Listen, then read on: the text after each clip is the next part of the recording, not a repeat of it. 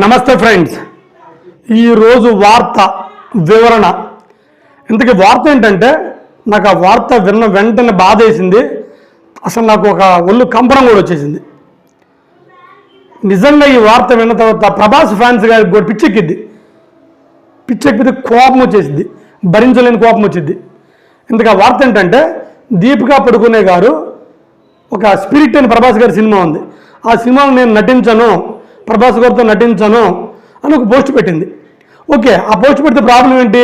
ప్రభాస్ గారి కంపరం ఎందుకు వచ్చింది? తనకు నచ్చలేదేమో అనుకోవచ్చు మనం. అంతటితో ఆగలావిడ.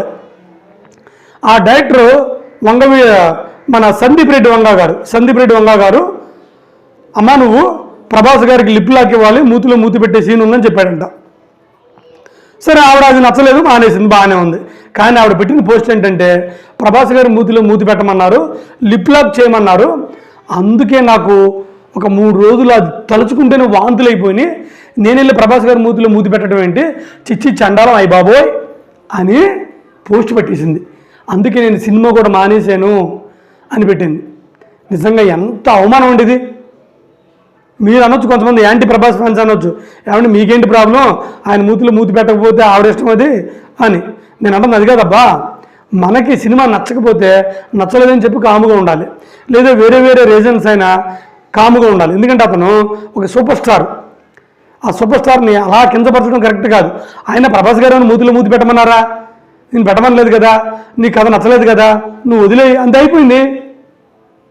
అవి నేను ఆయన ఊహించుకోలేను అంటే ఎంత దారుణం అది.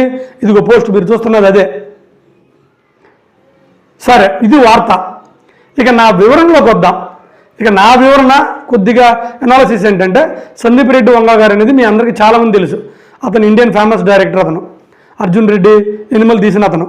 ఓకే, అతను ఇప్పుడు మన ప్రభాస్ గారితో స్పిరిట్ అని సినిమా తీస్తున్నారు. ఓకే, ఆవిడ్ని దీపికా పదుకునే గారిని ఇందులో హీరోయిన్గా యాక్ట్ చేయమని అడిగారు, బాగానే ఉంది. ఆయన ఒక 5 నిమిషాలు కట్ చెప్పిన తర్వాత అమ్మాయి ఇది మరి లిప్ లాక్ సీన్లు ఉంటే అని చెప్పాడంట. ఆవిడకి ఇష్టం లేకపోతే మానేయాలి. కాబట్టి ఆవిడేం చేసింది, ఇదిగో నేను ఆయన మూతిలో మూతి పెట్టలేను, ప్రభాస్ గారు నేను ఊహించుకోలేను అని ఒక పోస్ట్ పెట్టేసింది.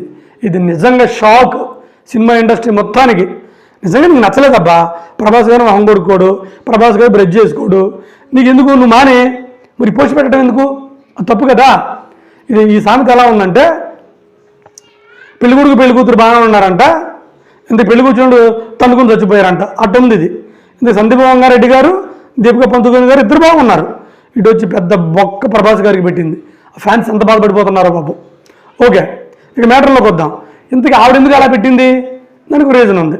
సందీప్ రెడ్డి వంగా గారు ఈ మధ్య ఒక రిపోర్టర్ అడిగిన ప్రశ్నలకు సమాధానం చెబుతూ, ఏమంటే దీపికా పదుకునే గారు 40 కోట్లు అడిగారు, మేము ఇస్తామన్నాము, పైగా అందులో ఆవిడ వాటా కూడా అడిగారు, ఆ వాటా అడిగేళ్ళకి మేము వాటా ఇవ్వనన్నాము, అందుకే ఆవిడని మేము తీసేసాము, ఆవిడ తప్పుకుంది అని చెప్పారు. అందుకు ఆవిడ దీనికి కౌంటర్గా ఇంతకీ సందీప్ రెడ్డి వంగా గారికి దీపికా పదుకునే గారికి గొడవలు ఉన్నాయి. ఆవిడేం చేసింది, ప్రభాస్ గారిని టార్గెట్ చేసింది. అదనమాట. ఇంతకు వాళ్ళిద్దరు తన్నుకుంటే వాళ్ళు పిక్కోవాలని కూర్చొని, లేకపోతే వాళ్ళు లాగేసుకోవాలి. కానీ పాపం ఈయనేం చేశారు, ఇప్పుడు ఈ ప్రభాస్ ఫ్యాన్స్ పాపం ఎంత బాధపడిపోతున్నారు. సరే, నా వడ్డుకి నేను కూడా చాలా బాధపడుతున్నాను, తప్పది. అలా మీకేమైనా ఉంటే అవి నేను రాను, నేను చేయను అనాలి, అంతవరకే.